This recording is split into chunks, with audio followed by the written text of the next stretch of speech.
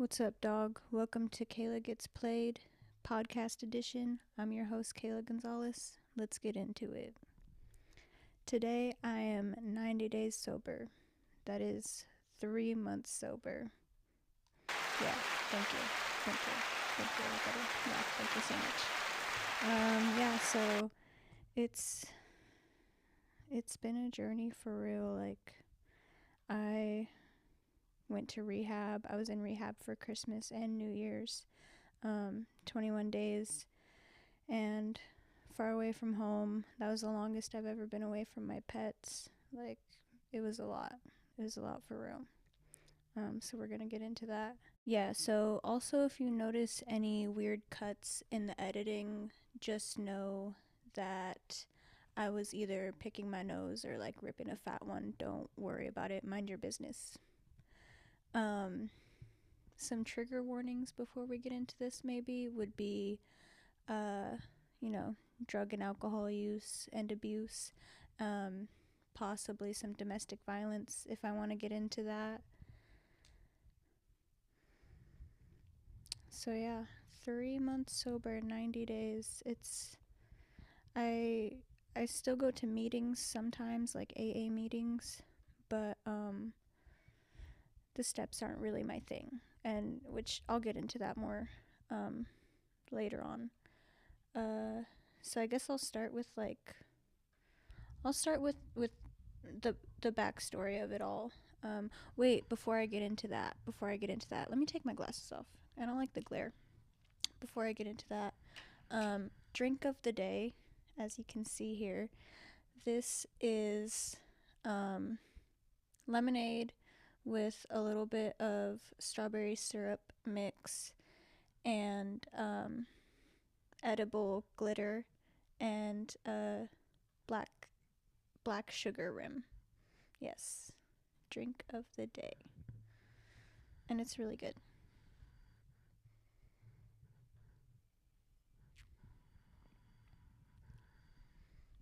Except then I get sugar all over my face. It's good though. So yeah, little background on my drinking history. Um, I've been drinking since I think my first drink. Well, my first drink um was from my dad, and it was a buttery nipple shot. If you know what that is, I'd have to look it up. I kind of forgot what it was, but it tasted good. I remember that. Burned a little, and I think I was probably 8 or 9 years old. I want to say maybe 10. I don't know, 8, 9, 10, somewhere around there. That was my first drink. And when I started drinking more regularly was in high school, I believe, end of freshman year towards sophomore year of high school. I was bringing like clear water bottles full of vodka from my parents' cabinet that they had, and yeah, I would just be, drinking first period, bright and early in the morning, getting drunk, skipping later in the day during lunch to go smoke weed with my friends in their car. And then also in sophomore year, it got to the point where I was abusing pills a lot. Like, the Xanpocalypse got me for real. Bro. Like, it really did. I was taking bars all the time.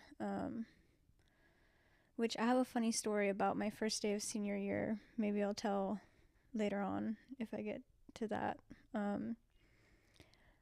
So yeah, popping pills. I was doing Adderall sometimes. Cocaine was never really my thing. I've never been uppers. I've more been like a downers person. That's my thing. So yeah, drinking in high school like that, and doing a bunch of drugs, and then there was like a 2-year gap of like drug and alcohol abuse because I was in an abusive relationship where I like wasn't allowed to do certain things. So like, you know, So that happened. So I wasn't, that's what got me off the pills actually. So, like, in a way, but still, I look back on that time and just regret so much. Um, but I did get off of pills because of that. So that was cool. Um, when the drinking got really bad was just right before I turned 21. Um, I was living with a friend at her parents' house, and I was able to get my hands on alcohol like pretty easily through like older friends. And in that house, I was drinking like all the time, like by myself with my friends. Like it didn't matter. It wasn't like every night at that point, but it was almost every night. It was almost every night. Um, and like that was, you know, I wouldn't say encouraged, but tolerated in that house. Which is fine. I'm not gonna like judge anyone for that. Like I was taking part of it. I was okay with it. I'm still like whatever about it. But it happens all the time. Um, and then me and my friends get our first home together, like just the three of us. Um, no parents, no rules, just whatever we want to do. And when it got like that's when I got out of control, like out of control. And put my glasses back on.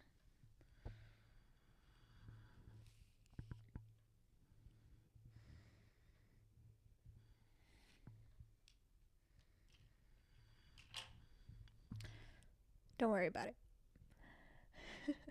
So we move into this new house,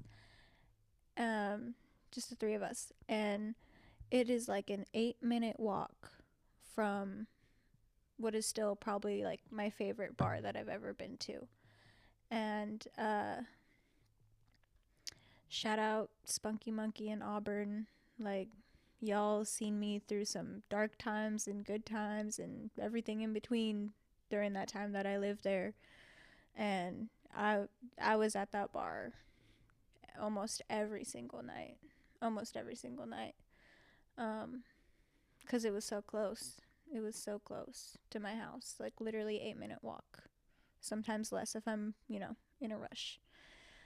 And I just wasted away my money and my life in that place for 2 whole years. I made a few friends, I guess. I don't know. I met some cool people, and I met some really, really. We don't need to talk about them. We don't need to talk about them. Uh, yeah. So at that point, I'm drinking every single night and just not, not looking at the bigger picture of life, like ever. Just living day to day, like hungover in the morning, drinking at night. Hungover in the morning, drinking at night. Go to work, party. Just all of that. And oh my god, I threw up so much. I threw up so much. That's one thing. That's one thing that I don't miss about drinking. Like, I miss some things about drinking, right? That's natural. But like, one thing I don't miss about drinking is how much I threw up all the time. I do not miss throwing up almost every day. Like, it was almost every day I was like throwing up, either at the night, usually in the morning. But oh my god, so many times, so much, so many situations. And it's just like, that can't be good for someone to do it that much, you know? It can't be good. So that's something. Yeah, that's something.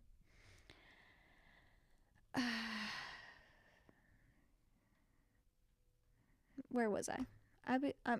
I lose my train of thought pretty easily. Okay, it's it's not my fault.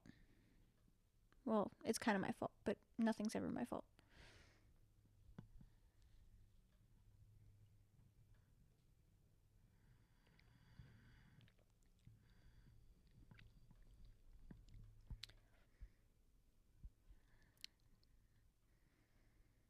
Mm, So yeah, basically spending like all my money on alcohol when I was living in that house. And I'm just 20, I just turned 21. I'm living in this place with my friends, and there's no like parents or adults, like, older adults, like telling me what to do or like how to live my life, or like no rules. Pretty much I can do whatever I want because it's my house. And I that was too much freedom. That was too much freedom. And like honestly, I see, the thing is, I moved out at 17. I moved out at 17, but I've never been on my own. It's always like staying with a friend or staying with my friend and their parents, or like a boyfriend or whatever, what have you. Like, I'm always with someone. I actually had to crawl back to my dad for a little bit, unfortunately, and that didn't really go well. Um, and I ended up taking the family dog as well when I left from there, when I departed from him. Um, and so I've never been on my own, like, ever. I always have some kind of structure, I guess, or like I have to keep this space clean, or I have to be respectful of this person, boundaries.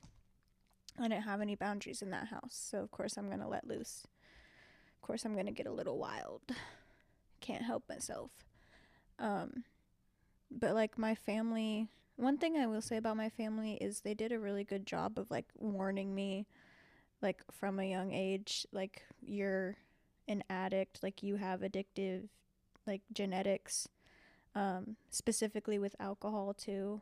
Like, I was warned of these things from an early age, and I feel like that's why, like, I'm 23 now, and I feel like that's why I'm able to get sober at this age, is because I knew from a young age the signs, and what to look for, and like why it's bad. And then, had all this crazy stuff happen for me to get my ass into rehab and like get my life together. And now I can say, like, I'm 23 and sober, and not a lot of 23-year-olds can say that. So that I feel like pretty blessed about. And it was pretty funny in rehab because, like, it's pretty small town vibes in the city I went to rehab. And so it was a lot of like older people. I was the youngest one there. I think like the next oldest was like probably 26. I want to say 26. But most people were like late 30s, 40s, and upwards.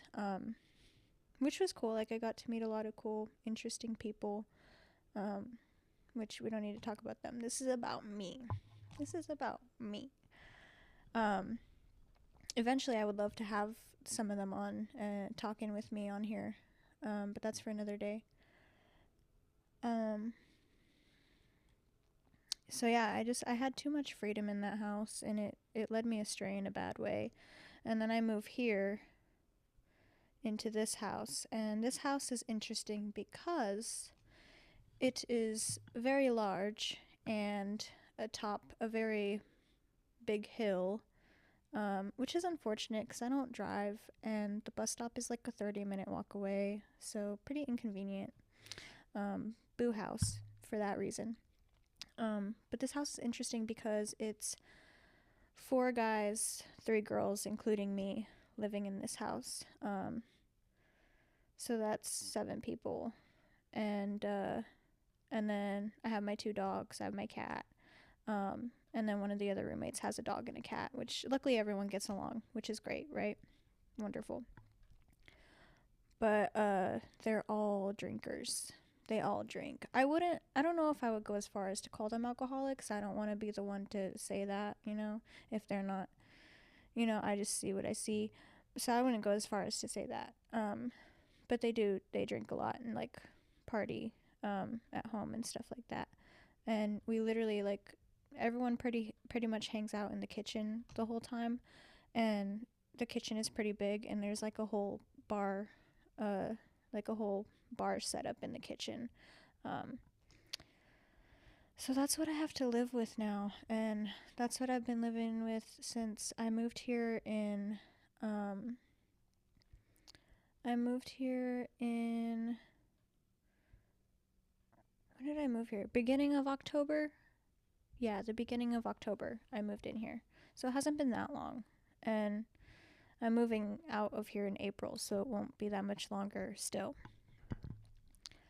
Um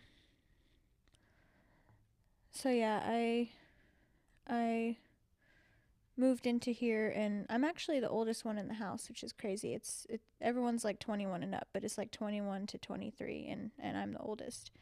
So that's probably why, everyone's drinking so much. And I'm pretty sure that a lot for most of them, this is their first like house of freedom. So that's maybe they're doing the same thing I was doing in the Auburn house. Um, yeah, yeah, yeah, yeah. Every time I lose track of what I'm saying or about to say, I'm just gonna.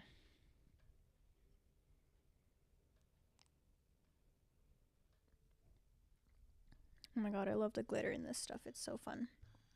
It's so fun.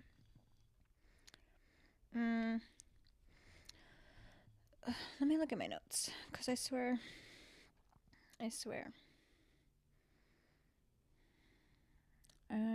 I do swear a lot.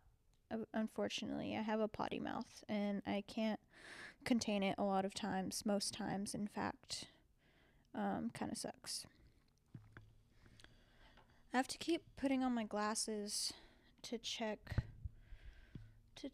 if my video's still on, because I can see my mic pack here, but I can't see the video without my glasses. Audio, hopefully audio is pretty good quality. I know the video's not gonna be, and we're gonna pull a rags to riches kind of thing with this channel. With rags to riches, like one day you guys are gonna be saying like, man, remember when she was recording on that like shitty ass fucking thing? Like, now look at her. So just keep that in mind. Bear with me. And if you don't like what I have to say about anything, I don't care. Move on. This is my space. My space. I never got to truly enjoy that. I was too young, unfortunately, but I've heard the tales, and it sounds beautiful. I wish I was there, guys. I wish I was there. Okay, let me get back on track. Let me get back on track. So yeah, basically what got me into rehab is I fucked up big time. And I don't want to say how I fucked up as of right now, like on for the internet, like that's part of my story and my journey and my healing. All I will say is like multiple people got their feelings hurt. Multiple people got their feelings hurt because of me.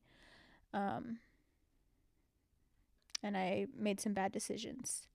I made some poor choices. I made some bad decisions. I was kind of I sucked at, explaining as usual.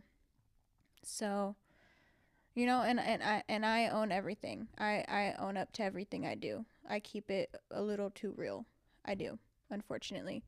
So, that's just what it has to be. And I'm still working through a lot of that, and making amends to people, or trying to be a better person, because of everything that went down on the last night I drank. Yeah.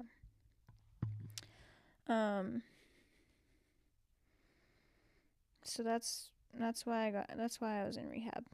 Kayla made some poor choices and hurt people's feelings. And what's crazy is I tried to get sober a year ago, and I had too many enablers around me, and they were like, "You're fine. You're in your 20s. It's cool. Drink, party, blackout." Cuz that's the thing. I'm a blackout drinker. I don't have like one or two, cute little like fun girly drinks. No, I'm having like four double margaritas, and the bartenders love me. So sometimes it's a little more than a double. Okay? So maybe their hand slipped. I don't know. But I was drinking like a man. All right? I was drinking like a man, and I was blacking out almost every time I drank. Just about every time I drank, I was blacking out in some way, shape, or form. The amount of times I had to get carried out of whatever establishment I was in, like, too many times. Too many times. Yeah. So, it happens though. It happens. But yeah, I tried to get sober a year ago, and too many enablers around me, unfortunately. Um, and still, I feel like sometimes, like, I have certain people around me that are kind of preying on my downfall when it comes to the sobriety thing. Like, if I'm, like, I can hang out with drunk people because I still like to party. I'm a party girl. I can hang out with drunk people. I can hang out with people that drink around me because I live in this house. Because there's such a drinking culture in this house with all these like 20 somethings. And there's a bar in the kitchen where I hang out all the time, where I feed my dogs. Like, I just have to live with that, and I have to be the one to choose to not drink. And I make that choice every single day. It's not always easy, but I make that choice and I do it. But sometimes if I'm like hanging out with a drunk person, they'll say dumb shit and kind of peer pressure me into like trying some. Oh, does it count as a relapse if you just have one shot and you don't get drunk just to taste it? Yeah. First of all, yeah. Second of all, I can never have just one. Because like I said, I'm a blackout drinker. And I want more and more and more and more and more until I can't think, until I can't see, until I wake up the next day and I don't know what the hell happened. I have to hear about it from my friends the next day. I have lost so much time. So much time. And you know what's crazy is like when my friends are describing this stuff the next day, I can like envision it in my head. I'm like, yeah, sounds like some dumb shit I would do. Sometimes I would even laugh about it. And like some stuff I still laugh about, but a lot of the things like I look back on now that I'm like sober and I have a clear mind like 3 months into this, and I'm like, that was not funny. That was not fucking funny at all. I thought it was hilarious at the time. I was laughing my ass off at the time. And I'm like, that's embarrassing. I can't believe people, like, I did that in public. Like, people saw me. Out of pocket. Out of pocket.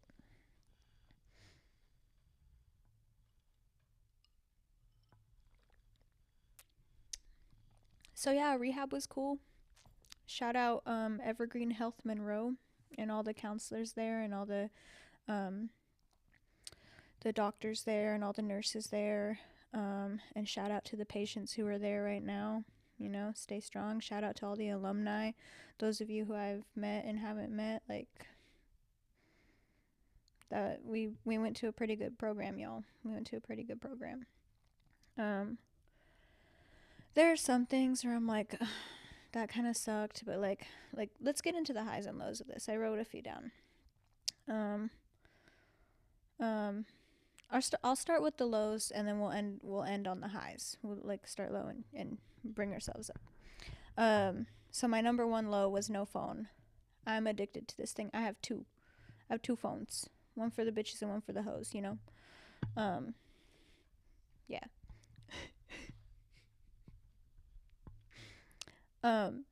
I'm addicted to my phone. I love posting on my story. I love it so much. So I didn't get to post on my story for 3 weeks. Yeah, 3 weeks, 21 days I was there. Didn't get to post on my story, which sucked. Also, not being with my pets. That was the longest I've ever been away from my pets. 21 days. Like before that, the longest was like, I think like 4 or 5 days when I went camping, and I didn't bring them because one of them runs away and the other one, well, he's good camping, but the other one that runs away, she has anxiety without her brother, so It's just easier to leave them both together. Uh, so yeah, it was really hard being away from them, for sure. And but they were staying with someone from a sober group that I'm a part of. So that was nice, at least, that they could help me out like that on such short notice too. It was very short notice, unfortunately. Um, what other low? Uh, we only got 4 smoke breaks a day. Dude, this thing. Hold up.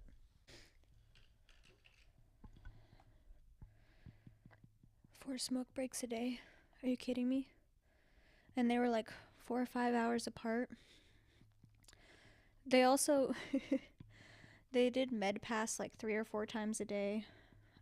Um, and each med pass you could get 2 nicotine lozenges, which is like a little. It was kind of like a mint that like melted in your mouth, and they were 4% nicotine. But me and my homie would stockpile them, and I think at one point I would just start popping like 4 or 5 of them in there at a time for the Nick fix. It was, that's my truth. That's my truth. I missed my vape, and they would like put it in vape jail when it wasn't smoke break. And you know what I heard is that some rehabs like let you have your vape the whole time, and you can just go outside and hit it on the porch whenever. Some rehabs have like 12 smoke breaks a day. Some rehabs have like 20 smoke breaks a day. But the reason we only had 4 is because we were on hospital grounds. Not every rehab is on hospital grounds. And so we were lucky to even get that 4 where we were at.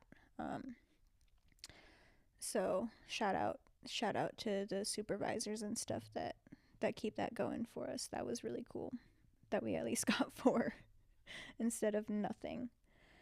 Um, and I another low from rehab was I made a really good friend in there, and when I got out, he ended up not being so good of a friend, unfortunately. Um, and that happens when you go into places like this. You build these connections. You kind of like trauma bond because you're in this like new kind of scary place with a lot of like high anxiety, and you're getting off of whatever you're getting off of, and you're going through withdrawals a little bit still. You're going through pause a little bit still, like. But I miss that guy, man. I miss our friendship. It's unfortunate. Um, it's really unfortunate about that. So those are my lows from rehab. Some highs was I did make other friends. I did make a few other friends.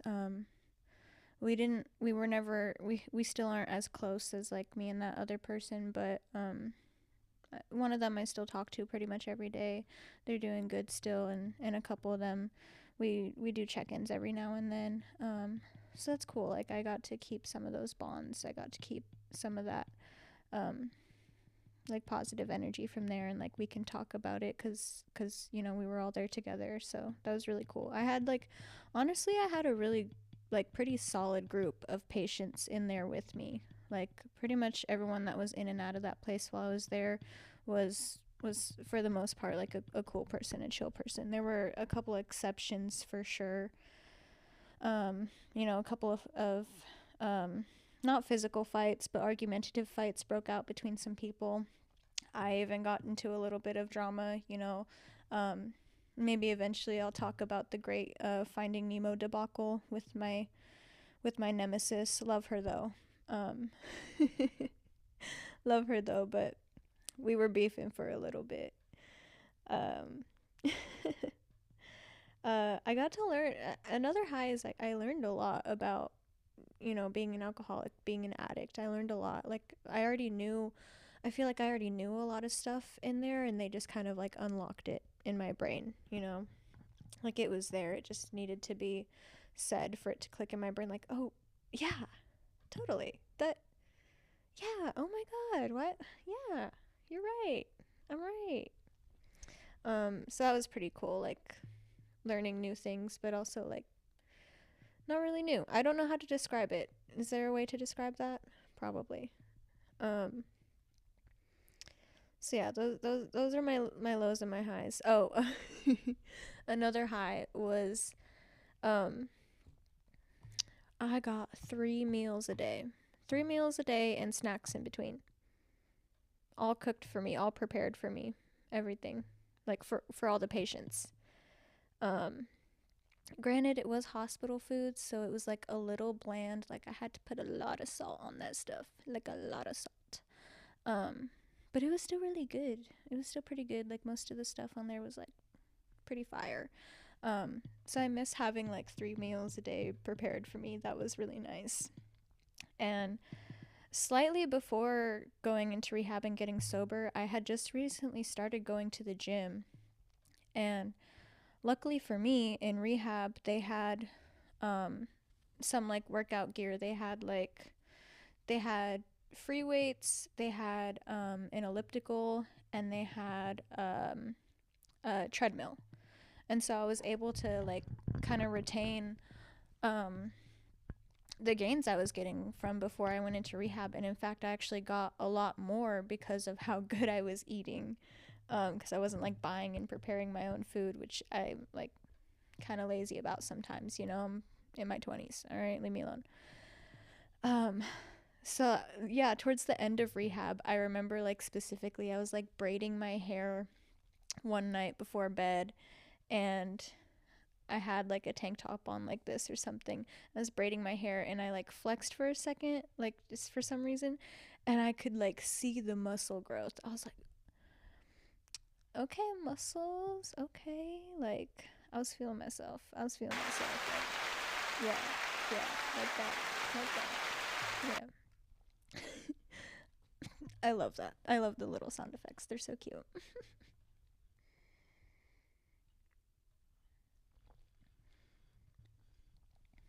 So yeah, some highs and lows of rehab. There you go. What else? What else? What else? What else do I have in my notes? What else do I have in my notes? Um, why do I have my pinky up? I'll introduce Catherine. Let's introduce Catherine. Catherine is my alter ego, my drunk alter ego. And she's the one that I blame for all my poor decision making, like what got me into rehab.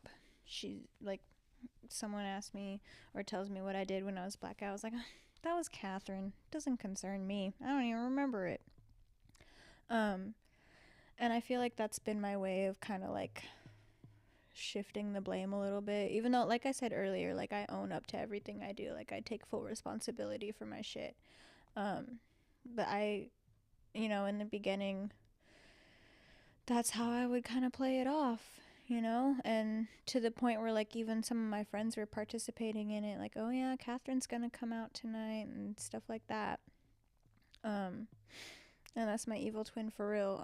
If you don't know why Catherine, it is because I love the Vampire Diaries. Team Stefan or Damon. Team Stefan or Damon, say it in the comments right now. Right now. Right now. And then I'll tell you the answer in 3, 2, 1. Damon. If you wrote Stefan,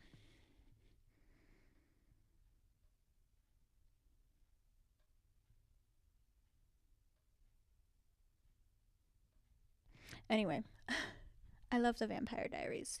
And Catherine is the main character Elena's doppelganger slash evil twin, who tries to kill her all the time and her family and her boyfriends. So yeah. And you know, my other friends that I used to go drink with, it started as like the three of us had code names from the Vampire Diaries, and if like a guy or a stranger came up to us that we didn't like or the vibes were off or something, and they asked us what our name was, we would say our fake name, and that would kind of signal the others to be like, oh, we need to like rotate, like take a turn around about the room or something, like get out of here or get this person away. So that's kind of how it started, and then And then Catherine kind of transformed into evil me, evil Kayla. So yeah, that's Catherine. If you ever hear me referencing, that is her introduction. Um, what was funny about being in rehab with a bunch of older people and them seeing me and like how I dress and how I act and how I talk and everything, they didn't expect me to have the story I did. So basically, in this program, you have to do something called sharing your story. And you can either do it with the whole group of patients, or you can do it in the half group where we have like A and B groups, or you can do it with just the women's group or just the men's group if you're a man. I chose to do it in front of the whole group because I like attention, of course.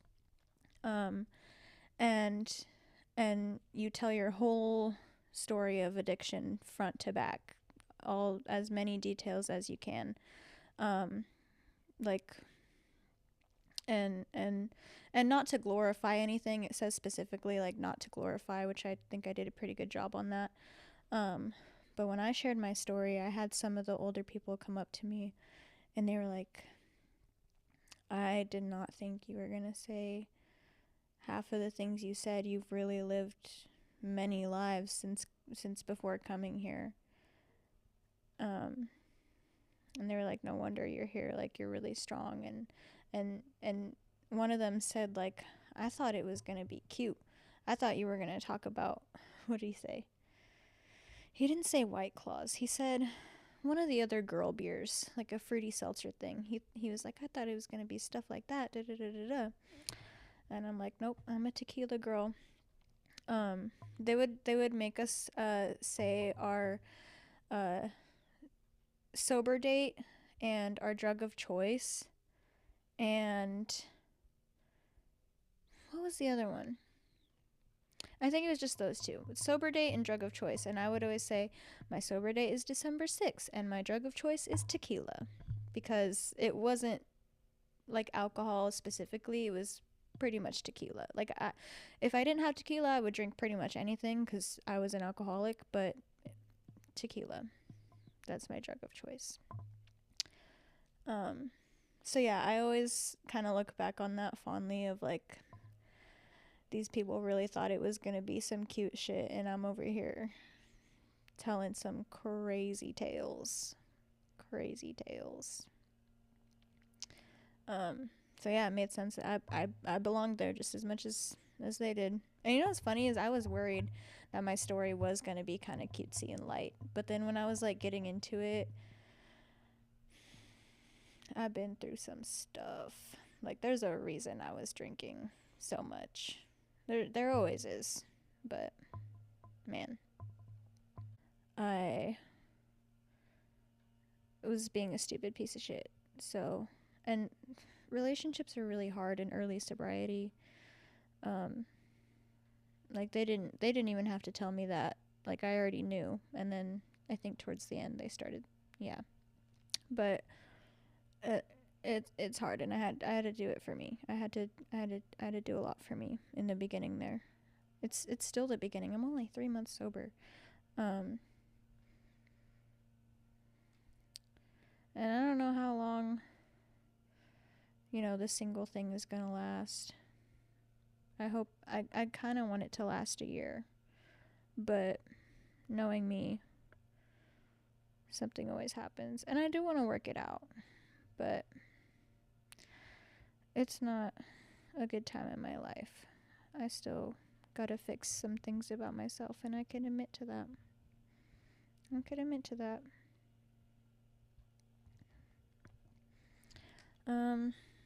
So yeah.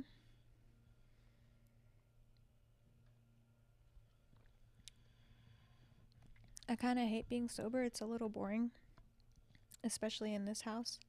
And that's wrong. I don't hate being sober.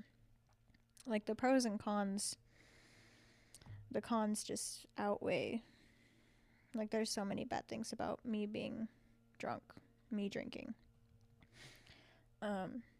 But I do miss drinking a lot. There was a lot of things. There's still a lot of things where I'm like, could really go for a drink right now. Could really go for a drink right now.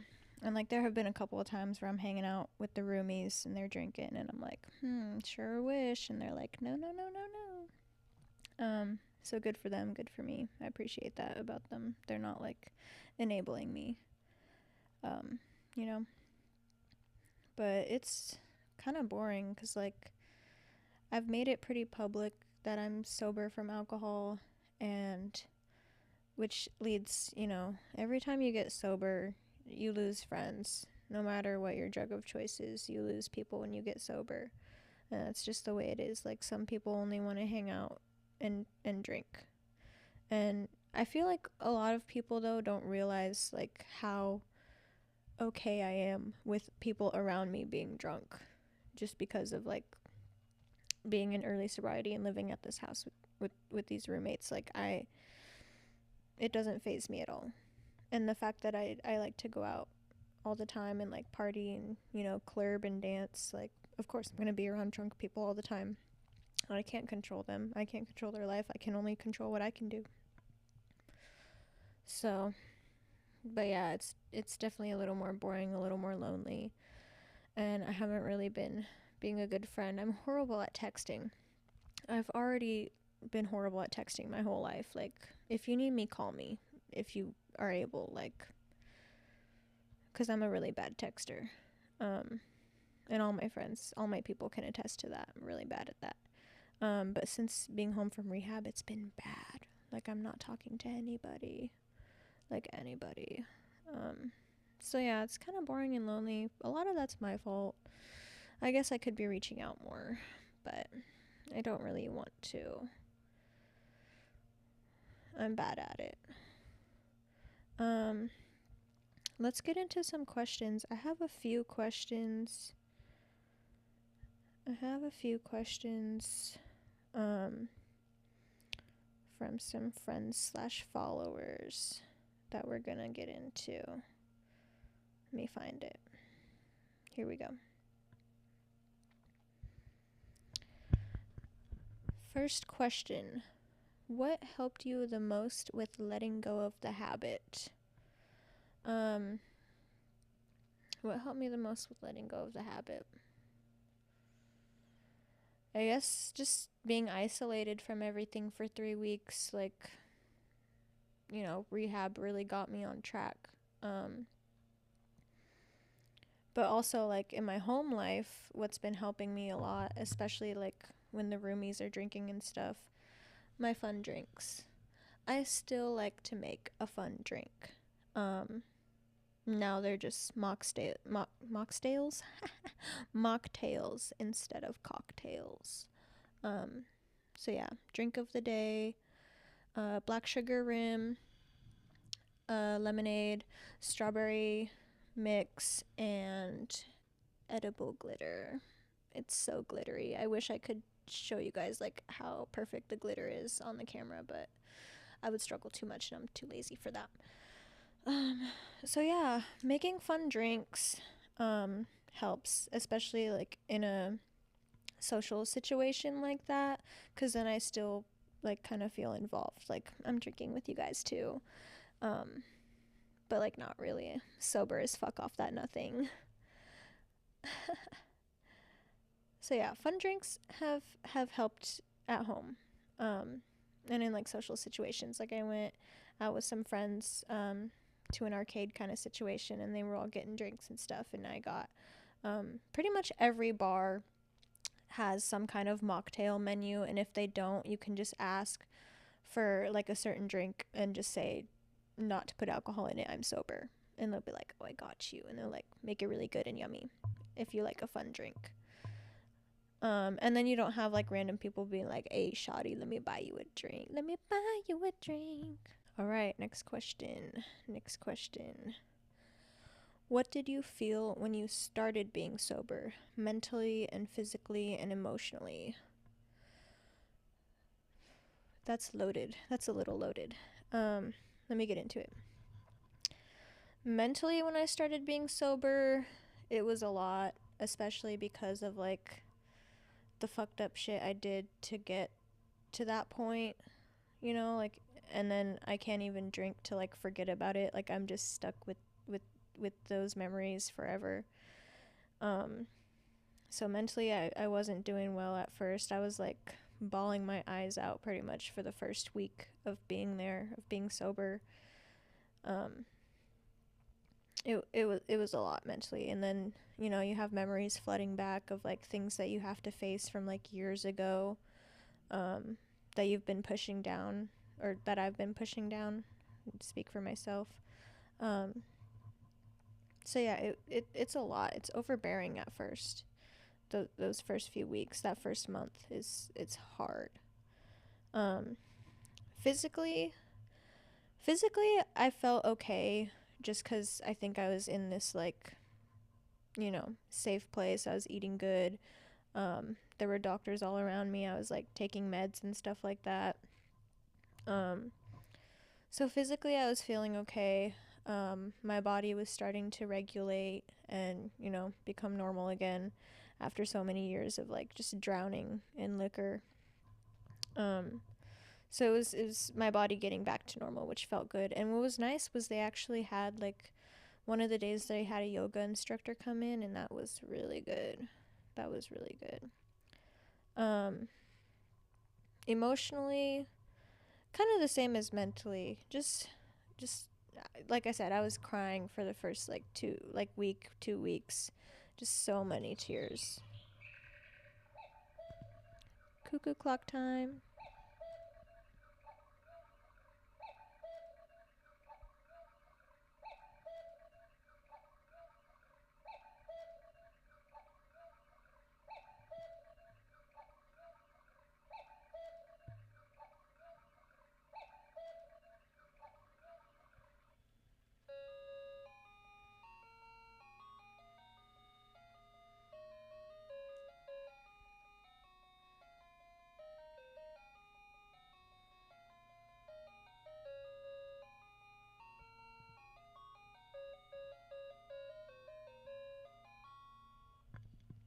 Wonderful. That is my family cuckoo clock. Moving on. Next question. Do you have to force yourself to stay sober? Um, I wouldn't go as far as to say force myself, but it is some days more than others. It is very much an effort to not, you know, like I said, there's a whole bar in my kitchen. Like it takes effort to not go behind the bar and pour myself a drink like I used to. Um, or like, you know, my roommates will get a pack of beers and stuff like that, and it'll just be sitting in the middle of the countertop, you know, staring at me. Um, and sometimes it does take a lot to not grab it and take one out, especially if no one's home, if no one's looking, you know. That's when it's the hardest, when no one's looking. And you tell yourself, who's going to know? Well, I'm going to know. I'm going to know. And I have to live with that if I do that, and I don't want to do that. I don't want to be one of those fake sobriety people that's like, oh yeah, I'm this many days sober, and then in reality I'm like drinking behind the scenes. I don't want to be that person. Like if I do relapse, I'm gonna be open and out about it, as I am with everything else. So no, I don't have to force myself, but it does take effort some days. It does take effort. Next question. Do you have days where you feel incomplete due to your sobriety? Yeah. Yeah. Like I said, I'm a party girl. And so sometimes when I'm doing my party girl things, I do wonder, like, or I do think, like, this would probably be a little more fun if I had some alcohol in me. And, you know, there's some truth to that, and there's some falseness to that. But, you know, it helps some people with confidence. It helps some people, you know, let loose, have a little fun.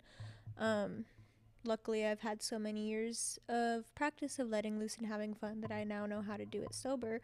But there are some times where I'm like, yeah, this would be cool if I had a drink. Or, you know, sometimes I have a really bad day after work, and, you know, my back kind of hurts, my feet kind of hurt, kind of stuff, and And, you know, sure would be nice to have a couple of shots right about now and ease the pain. But no, haven't done that. And yeah, so it is what it is. But I haven't had to take that drink. I haven't had the need to take that drink. There've been brief moments where I think about it. You know, of course, because I'm always going to have that weakness, but I'm not going to say never. I don't want to take that chance again in my life.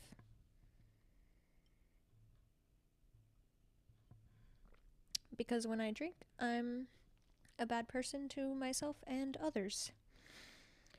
Which is crazy because, like, I wouldn't be considered an angry drunk. I was a pretty, like, happy, like, mellow. Well, not mellow. I was a pretty happy drunk. But then you keep drinking and it gets a little sloppy and it gets a little emotional. And next thing you know, I'm, like, crying at the bar in front of everybody. Good times. No, I'm kidding. It was not good times. It was embarrassing times. Girl, don't do it. Don't do it, diva. There are a few more questions. I think I'll just save them for later. So yeah, that's kind of where I'm at right now with the whole sobriety thing. Like I said, I go to meetings every now and then, like AA meetings at the Alano Club, which are cool, but I don't have a sponsor. I don't work the steps. And I'm not really interested in that, really. It doesn't seem for me. I'm Buddhist. I go to the Risho Kosekai Church in Federal Way, and they just started a sobriety group, so I go to that every week, which has been really helpful. And there's like a Buddhist book on freedom from addiction, so that's been really helpful for me, and that doesn't involve any step work or anything. It just feels like sober homework, and I've never been a homework person. Like, it's already bad enough that I have to be sober, and now you're telling me I have to do homework too? 12 steps of it? I'm good. No, thank you. And I have to apologize to everybody? Hell no. Most of them deserve that shit. Not all of them, but most of them. Probably. I don't remember.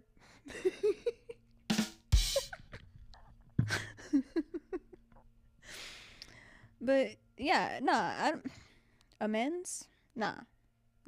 And you know what? I have made amends. In a way. I've apologized to people. I've owned up to my shit to myself, and that's all I need to do. I don't need to do any of that extra. I don't need that. So no steps for me. No thank you. And don't be in the comments trying to peer pressure me into it and tell me like what's so good about it. Like, I've already heard it all. I've heard it all. Everyone has told me already. I don't care. I don't. I'm glad it works for you.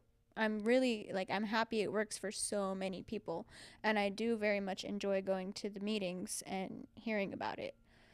I just don't have interest in participating in that aspect of AA or NA or CA or whatever A's that I go to. Yeah. So that's where I'm at with that. I am going to try and hit an AA meeting, like at the Alano Club sometime this week. I probably won't get to it today, for my 90-day chip. Cause I do like collecting the chips. They're very cute. The one I got in rehab is really special to me. You get one at the end of rehab. Maybe one day I'll do like a tiny little coin tour, because I don't have that many. And then I have a few other ones from rehab, like day ones. So that's cool. Yeah, that's where I'm at. I don't really know how to conclude this in like a graceful way. I hope you had a good time listening / viewing if you're watching the video. Hopefully my editing isn't too shit. It's been a while. Um, like, subscribe, and share, and comment, and all that, whatever. Let's see if I can get this going. I do want to have people on sometimes, probably not every time. Um, and I might step into some other arenas like vlogging or streaming or whatever. Just trying things out. Trying things out. Let me know what you think about this episode. Any changes I should make, anything I should keep the same. Um, Let me know in the comments, for real, dog. It's been real. It's been real. All right, peace. I'm out.